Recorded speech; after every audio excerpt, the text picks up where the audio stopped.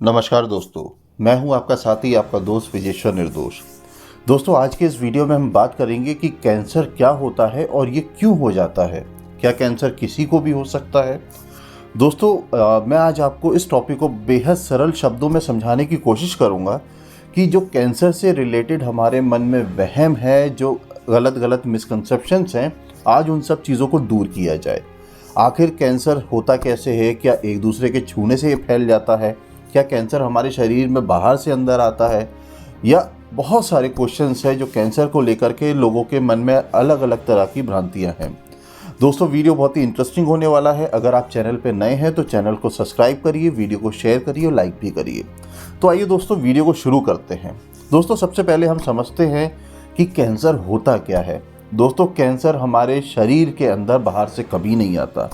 ये शरीर के अंदर होने वाली एक गड़बड़ी कैंसर का रूप ले लेती है। दोस्तों, हमारा जो मानव शरीर है वो सेल्स से बना हुआ है। सेल्स बनाते हैं टिश्यू बनाता है मसल्स, और फिर हमारा पूरा बॉडी का स्ट्रक्चर बनता है। तो जो हमारे सेल्स होते हैं, इनमें एक चीज़ होती है जिसको हम डीएनए बोलते हैं। डीएनए हमारे पूरे सेल्स की, हमारी पूरी बॉडी की हर एक चीज़ की संरचना है। अगर हमारा डीएनए डैमेज हो जाता है या उसमें म्यूटेशन आ जाता है तो हमें तरह तरह की बीमारी का सामना भी करना पड़ता है, और उनमें से एक है कैंसर। तो दोस्तों, जैसा कि आप समझ रहे हैं कि हमारे सेल्स की गड़बड़ी आगे चल के कैंसर का रूप ले लेती है। पर ये होता कैसे है, होता क्यों है, कौन कौन से फैक्टर्स हैं जो इन सेल्स के डीएनए को डैमेज करते हैं और ये चीज़ें ट्रिगर हो जाती हैं। दोस्तों, सबसे पहले मैं आपको बताना चाहूँगा कि कैंसर को बनने के लिए मल्टीपल फैक्टर्स होते हैं। कोई एक पर्टिकुलर फैक्टर नहीं होता कि बस ऐसा कर लिया तो कैंसर हो जाएगा। मल्टीपल फैक्टर्स हैं और कैंसर इतनी आसानी से होता भी नहीं है। हमारा जो मानव शरीर है ये एक पावर हाउस है। इसमें लगातार अरबों सेल्स बनते हैं और वो अपना एक समय पूरा करते हैं और उसके बाद उन सेल्स की मृत्यु हो जाती है। और जो हमारा बॉडी का सिस्टम है, इन जो मरे हुए सेल्स हैं इनको निकाल देता है और फिर नए सेल्स बनने लगते हैं। तो ये चक्र लगातार चलता रहता है और ये एक नॉर्मल चक्र है। अब होता क्या है कि अब हमारे शरीर के अंदर हमारा कोई डीएनए डैमेज हो गया है सेल का। अब वो अपने मनमाने तरीके से शरीर के अंदर बढ़ने लगता है और वो मर जाता है। उसके बाद भी उसकी ग्रोथ बहुत तेज़ी से बढ़ती है और हमारा जो बॉडी का इम्यून सिस्टम है वो उस ग्रोथ को नहीं समझ पाता, उसको पकड़ नहीं पाता और उसको ख़त्म नहीं कर पाता। तो होता क्या है, फलस्वरूप आगे चल के ये चीज़ कैंसर का रूप ले लेती है।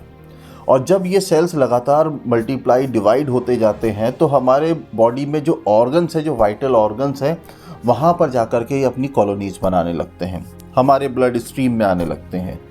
तो होता क्या है कि ये जब ब्लड स्ट्रीम में आने लगते हैं या हमारे ऑर्गन पे जाकर के कहीं अपनी कॉलोनीज बनाने लगते हैं तो हमारे उस ऑर्गन पे प्रेशर पड़ने लगता है।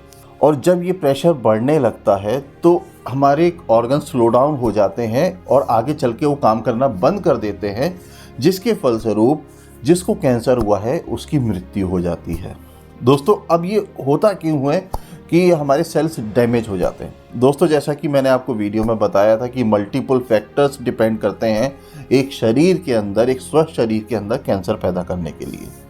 देखिए, सबसे पहला है हमारा एनवायरनमेंट। आजकल के समय में हमारा एनवायरनमेंट ऐसा हो गया है जिसमें तरह तरह की टॉक्सिक गैसेस हैं, केमिकल्स हैं। दोस्तों, हम इसको अपनी बॉडी में कंज्यूम करते हैं, जिसकी वजह से हमारा डीएनए डैमेज हो सकता है, सेल्स में खराबी आ सकती है।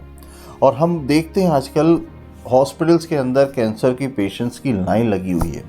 तो हमारा एनवायरनमेंट भी बहुत बड़ा एक रोल प्ले करता है। जैसा कि हम देखते हैं कि अब गर्मियां भी बहुत ज़्यादा होने लगी हैं, अल्ट्रावायलेट रेजेस बहुत ज़्यादा क्वांटिटी में हमारी बॉडी के ऊपर पड़ती हैं, जिसकी वजह से हमें स्किन कैंसर होने के चांसेस हैं। इसमें ये खतरा बच्चों को सबसे ज़्यादा होता है। दोस्तों, हमें स्किन कैंसर का सामना करना पड़ता है। दोस्तों, इस एनवायरनमेंट फैक्टर की वजह से हमें लंग्स कैंसर का सामना करना पड़ता है। हमें और भी बॉडी के अंदर कई साइट्स होती हैं, कई एक जगहें होती हैं जहाँ पर ये कैंसर बनने लगता है। दोस्तों, इसके बाद हम बात करेंगे हमारा जो रूटीन है, जो हमारा लाइफस्टाइल है। आजकल हम देखते हैं यंग जनरेशन बहुत ही ज़्यादा अल्कोहलिक चीज़ें यूज़ करती है, स्मोकिंग यूज़ करती है। तो दोस्तों, होता क्या है कि जब हम नशा करते हैं, अपने बॉडी को रिलैक्स करने के लिए कई तरीके के नशे का सेवन करने लगते हैं, अपने माइंड को रिलैक्स करने के लिए कई तरीके के अल्कोहल को यूज़ करते हैं, तो इसकी वजह से हमारी बॉडी के अंदर डीएनए डैमेज होना शुरू हो जाता है अगर हम बहुत ही ज़्यादा एक्सेसिव क्वांटिटी में इस तरफ जाते हैं। तो जिसके कारण हमें ब्रेन कैंसर की भी दिक्कत होती है। ब्रेन में भी कई तरीके के कैंसर होते हैं और ब्रेन कैंसर हमेशा बहुत ही ज़्यादा डेंजरस होते हैं और इनको संभाल पाना भी बहुत मुश्किल होता है। अल्कोहल की वजह से महिलाओं में देखा गया है कि ब्रेस्ट कैंसर की शिकायत भी बहुत ज़्यादा आती है, एंडोमेट्रियम कैंसर की भी शिकायत बहुत ज़्यादा आती है। दोस्तों, मल्टीपल टाइप के कैंसर होते हैं जो अल्कोहल और स्मोकिंग की वजह से या तंबाकू की वजह से हमारे शरीर में अपना घर बनाते हैं। इसी के साथ साथ दोस्तों हम बात करेंगे हमारा जो फूडिंग स्टाइल है वो भी हमने एकदम बर्बाद करके रखा हुआ है। आजकल हम देखते हैं कि बस हमने बोला और खाना मिल जाए हमें सामने। दोस्तों, जब हम फूडिंग की बात करते हैं तो हम बहुत ज़्यादा जंक फूड या प्रिजर्व फूड या रॉ फूड अपनी डाइट में यूज़ करने लगे। क्यों?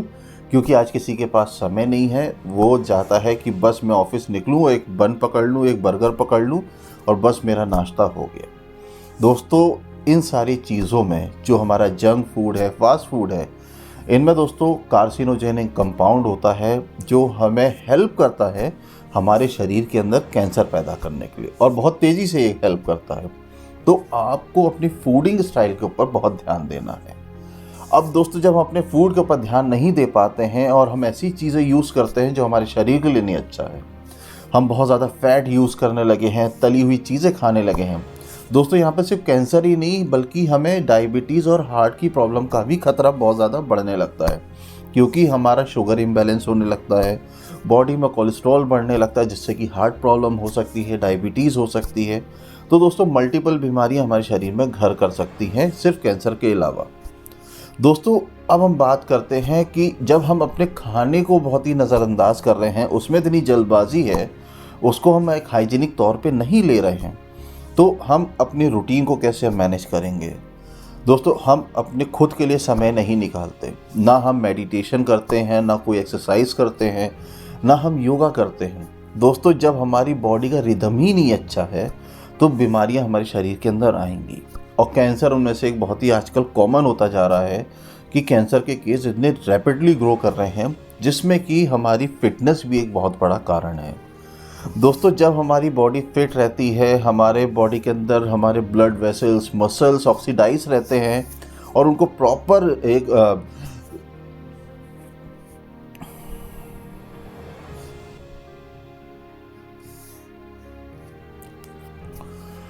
तो उनको एक प्रॉपर जो हमारी फिजिकल फिट तो उनको एक प्रॉपर जो हमारे तो उनको जो एक प्रॉपर फिजिकल एक्टिविटी की वजह से जो एक फंक्शन होना चाहिए वो नॉर्मलाइज करता है।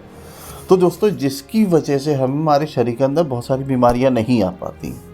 अगर दोस्तों हम इसको साइड में कर देते हैं, सोचते हैं कि नहीं जैसे चल रहा है चलने दें और हम फिट हैं, बल्कि ऐसा नहीं है, ये सिर्फ हमारी एक सोच है, तो हमें अपनी फिजिकल फिटनेस के ऊपर भी बहुत ज़्यादा ध्यान देने की ज़रूरत है।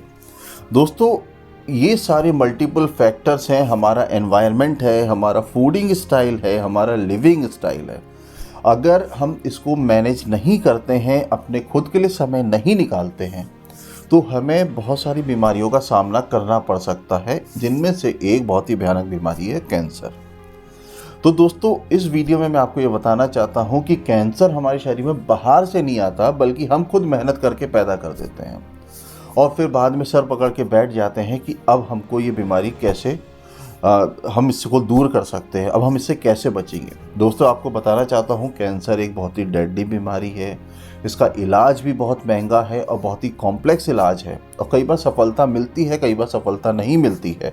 मगर आज हमारी मेडिकल साइंस इतनी एडवांस हो गई है कि आज के समय में हम कई स्टेजेस के भी कैंसर को बहुत ही ईजिली हैंडल कर लेते हैं। मगर दोस्तों, ऐसी परेशानियों में पड़ना ही क्यों, अगर हम खुद डिसिप्लिन हो जाएं और अपने शरीर के ऊपर ध्यान दें, अपनी दिनचर्या के ऊपर ध्यान दें, अपनी डाइट के ऊपर ध्यान दें, तो हम बहुत सारी बीमारियों से बच सकते हैं। तो दोस्तों, उम्मीद करता हूँ आपको ये मेरा आज का टॉपिक पसंद आया होगा और उम्मीद करता हूँ कि आपको मैंने बहुत ही सरल शब्दों में कैंसर के बारे में समझा दिया होगा।